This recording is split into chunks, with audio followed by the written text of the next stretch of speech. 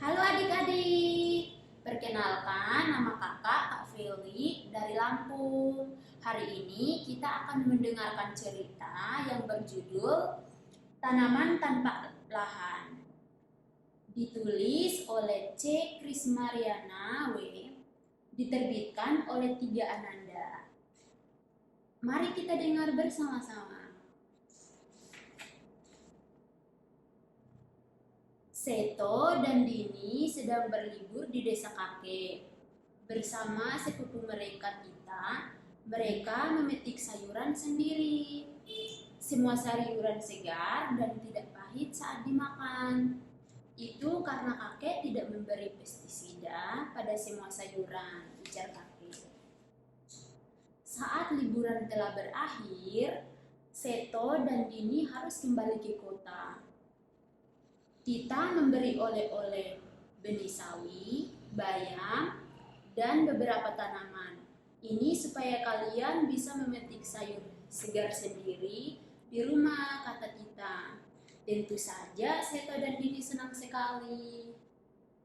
Sesampai di rumah, Seto dan Dini tak sabar menanam benih sayuran itu.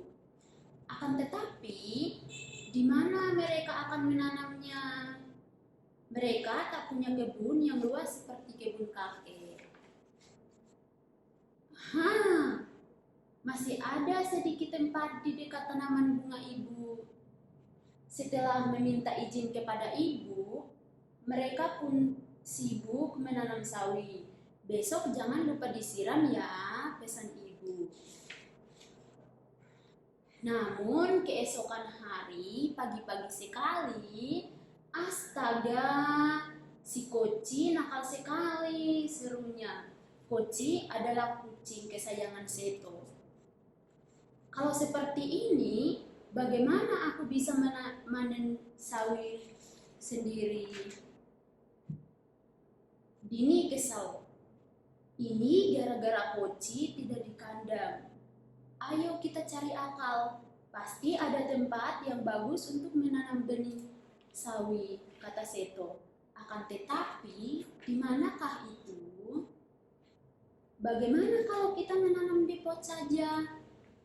Usul Seto. Akan tetapi, kita tidak punya pot, sahut Dini. Kita cari saja dari barang bekas, usul Seto.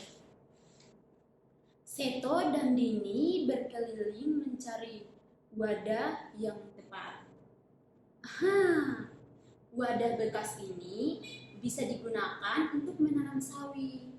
Ayo kita coba, seru Seto.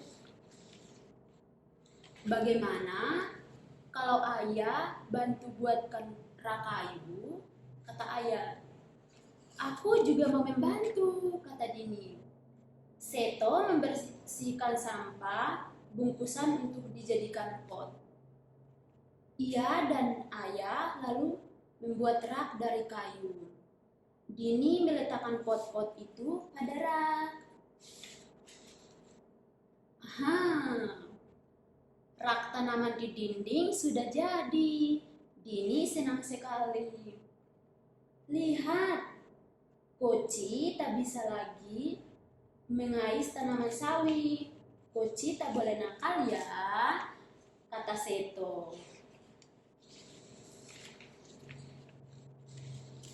Kita masih punya banyak benih. Mau ditanam di mana ya? Tanya Dini. Teras di depan sudah penuh. Padahal benih sayuran masih banyak. Papan kayu untuk membuat rak dinding pun sudah habis. Jadi, tidak bisa lagi membuat rak, gumam Seto. Yuk, kita cari akal. Mungkin masih ada cara lain untuk menanam sayur, ajak Seto. Mereka pun berkeliling rumah. Mereka lalu menemukan beberapa botol air minum, kemasan dalam seutas tali. Aku ada akal. Ini bisa dipakai untuk tempat menanam sayur di dinding, Seto. Seto memang terampil. Ia menggunting botol air minum kemasan kemasan, lalu ia merangkai botol air minum itu. Dini membantu menggantung dan memasang botol-botol itu. Jadilah pot gantung. Hore! Akhirnya mereka berhasil punya kebun sayur sendiri meski tak ada lahan. Dini dan Seto pun rajin merawat aneka tanaman itu. Tanaman sayur itu disiram, dipupuk, dan disiangi. Jangan sampai habis dimakan hama, kata Dini. Ternyata sangat menyenangkan bisa menanam sayur sendiri.